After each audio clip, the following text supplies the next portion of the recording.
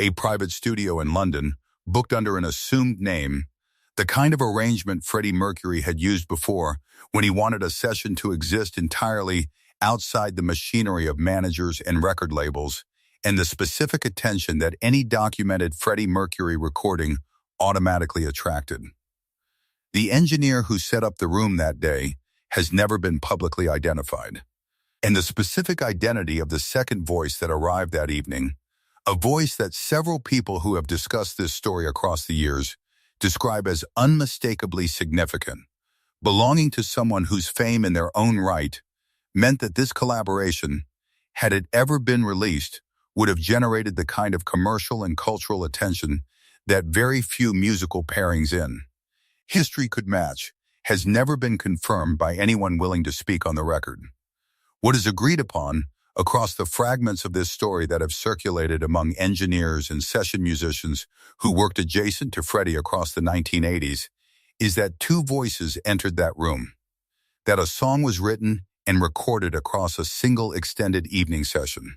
and that what emerged from those hours was, by every second-hand account that has survived, something extraordinary. The song itself has never been titled publicly, never been described in enough detail to identify its melody or lyrical content with any confidence, existing only as a kind of shadow reference among people who claim some adjacent knowledge of the session. A song that multiple second-hand sources describe using strikingly similar language, despite apparently never having compared notes with each other, all converging on words like devastating, raw, and unlike anything either voice had put on tape before or since. The session began, according to the account that has proven most durable across its various retellings, with the kind of professional warmth that characterized most of Freddie's collaborative work. Two accomplished performers meeting to explore whether their voices might combine into something worth pursuing, no different in its early hours from dozens of other collaborative sessions Freddie participated in across his career, some of which produced finished released material, others of which quietly dissolved into unused studio time. What made this particular evening different, according to the engineer's reported account, was the specific trajectory the songwriting took as the hours progressed, moving away from the kind of polished, performance-ready material Freddie typically favored for planned collaborations towards something considerably more exposed. Lyrics that seemed to emerge less from careful craft and more from something closer to unguarded confession, melody lines that avoided the specific theatrical flourishes Freddie was famous for, in favor of something plainer and, according to every second-hand description that has survived, considerably more affecting. The engineer has been quoted,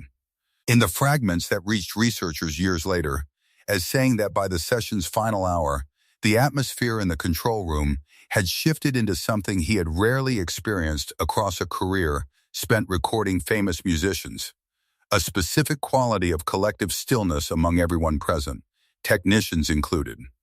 The recognition that they were witnessing something that exceeded ordinary professional competence and had moved into territory that felt, in his words, dangerously honest. When the final take was completed, the studio fell into the specific silence that follows a recording everyone present understands to be finished, complete, requiring no further adjustment or additional passes. The producer, breaking that silence first, according to the account that has circulated most consistently, offered immediate and unreserved praise, the kind of professional enthusiasm that typically precedes discussion of release timelines and promotional strategy, asking Freddie directly when they might plan to bring the song to the world. Freddie's response, according to every version of this story that has survived, was immediate and complete refusal, delivered with a single word that carried, according to the engineer's later account, a finality that surprised everyone in the room precisely because nothing in the previous hours of collaborative warmth had suggested this specific outcome was coming. Never, Freddie reportedly said, and the specific brevity of that single word, its complete absence of qualification or softening, has become, among the small circle of people who have encountered this story across the years, the detail that most convincingly suggests something genuine happened in that room. The recognition that pure invention tends toward more elaborate explanation, while authentic memory often preserves exactly the kind of blunt, unadorned refusal that real emotional moments actually produce. The producer, understandably confused given the quality of what had just been recorded, pressed further, according to the account that has proven most consistent across its retellings, pointing out the song's obvious excellence, its potential commercial and artistic significance, the specific waste that would be involved in simply shelving something this accomplished. Freddie's explanation, when it finally came, has been reconstructed only through secondhand paraphrase rather than any claim of verbatim quotation. But the substance of what he apparently said has remained remarkably consistent across the different versions of this story that have surfaced over the years. He explained that the song had become, across the hours of its creation, something considerably more revealing than either he or his collaborator had initially intended, that the specific process of writing alongside another voice capable of matching his own emotional register had drawn out material he had not planned to expose. Private fears and private hopes that had found their way into the lyrics without his full conscious permission. The way genuine creative collaboration sometimes bypasses a person's usual instinct for self-protection. "This song is too true," he reportedly said, according to the version of this account that has been quoted most frequently among the people who discuss this story. "I've put everything I hide into it. If the world hears this, they'll see all of me. And I'm not ready for that. I don't know if I'll ever be ready for that." The producer, according to the same account, attempted one final argument, suggesting that this specific quality of raw honesty was precisely what would make the song significant,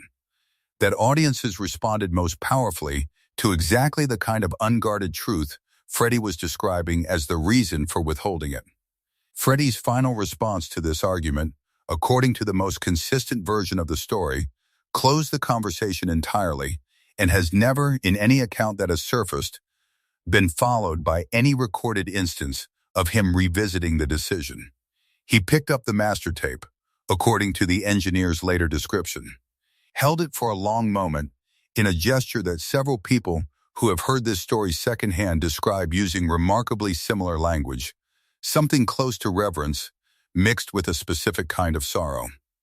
The recognition that he was making a decision to withhold something he understood, even in that moment, might represent some of the most genuinely affecting work he had ever produced. He did not destroy the tape. This detail has remained consistent across every version of this story, distinguishing it clearly from Freddie's later documented decision to burn personal letters and photographs in the final days of his life, a choice that involved permanent destruction rather than preservation. The duet tape, by contrast, was reportedly placed into a specific locked storage container that Freddie maintained for material he considered too significant to discard but too private to release, and the instruction he gave regarding its future, according to the account that has proven most durable, was simple and absolute. "This stays locked, perhaps forever. Perhaps someone will decide otherwise long after I'm gone, when it can't hurt me anymore to be seen so completely.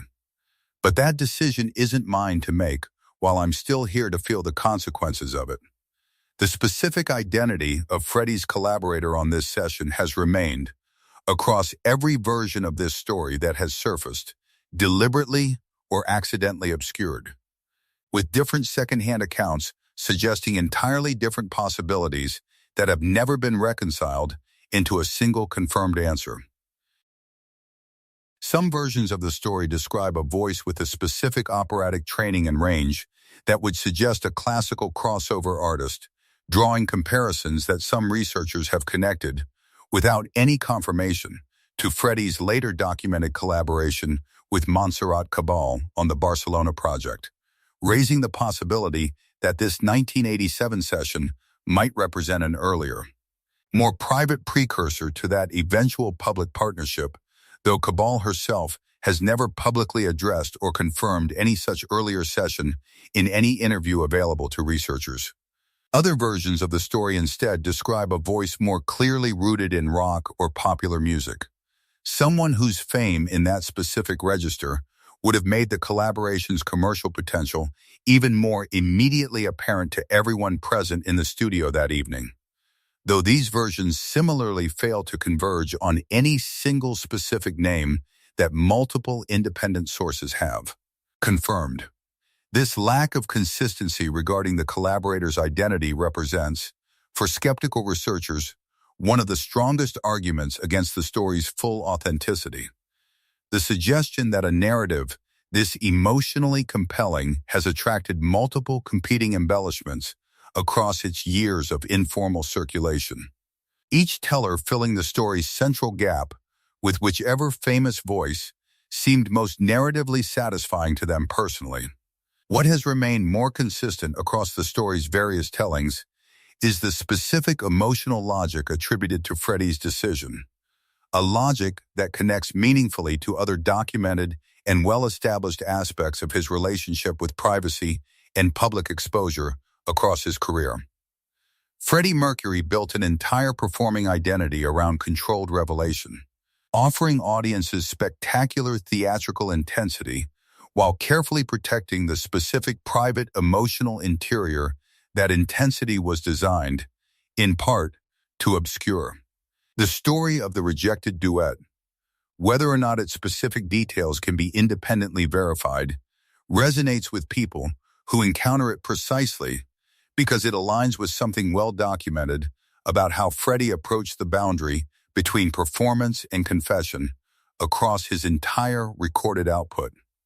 The specific care he brought to songs that touched on his most vulnerable material. The way even his most emotionally exposed released work, songs like Love of My Life or the later Mother Love, maintained a certain formal distance,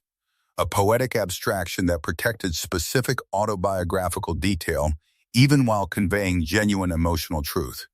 A song too honest to release, one that apparently abandoned even this characteristic protective distance in favor of something closer to direct, unguarded confession, fits coherently into what is otherwise known about Freddie's careful management of exactly how much of his private self he allowed into public circulation at any given time.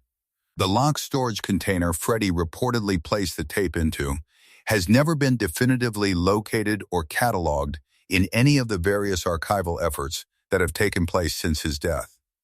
Whether because it never existed in the specific form the story describes, or because it exists somewhere among the extensive personal effects and materials that were distributed, sold,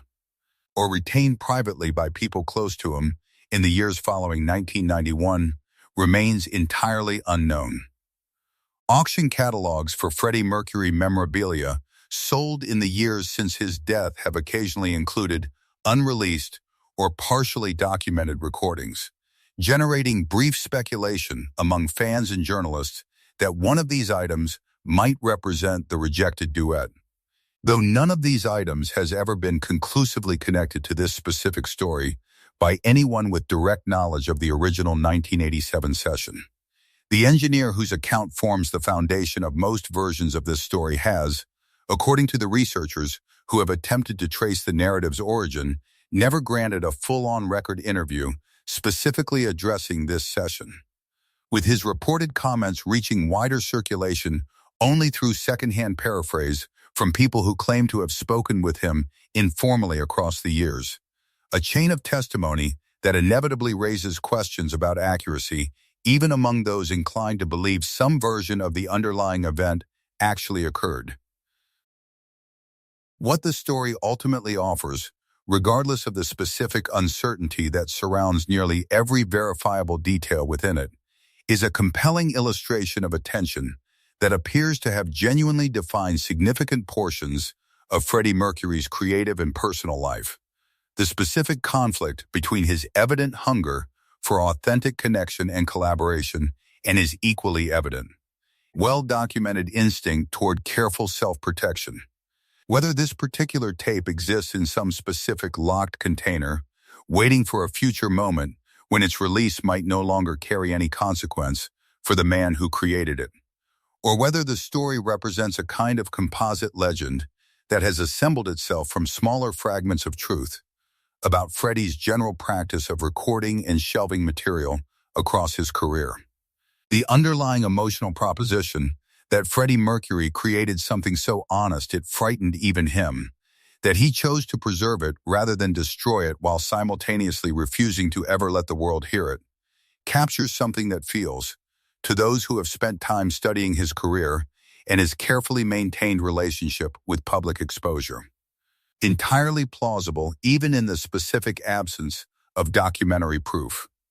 Somewhere, perhaps, in a private collection or an unmarked archive box, a tape exists containing a duet between Freddie Mercury and a voice history has never definitively named. A recording so honest that its creator decided the world was not yet ready to hear it, and that he himself, even in the specific safety of a locked room decades before his death, was not yet ready to be seen quite that completely by anyone beyond the small circle of people who happened to be present in that studio on one extraordinary evening in 1987.